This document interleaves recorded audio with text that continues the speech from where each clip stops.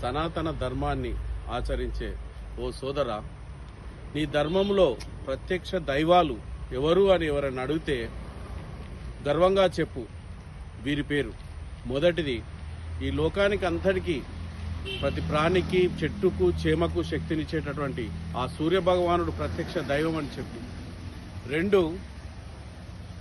ఈ సృష్టిలో ఉన్నటువంటి, ఈ లోకంలో, ఈ ప్రపంచంలో ఉన్నటువంటి చెట్టు, చేమకు, ప్రతి ప్రాణికి మోసి తను పుట్టి గిట్టేంత వరకు తనను మోసేటటువంటి ఈ భూమాత ప్రత్యక్ష దైవం అని చెప్పు గర్వగా. మూడవది, మనకు జన్మనిచ్చినటువంటి తల్లిదండ్రులు ప్రత్యక్ష దైవం అని చెప్పు గర్వంగా.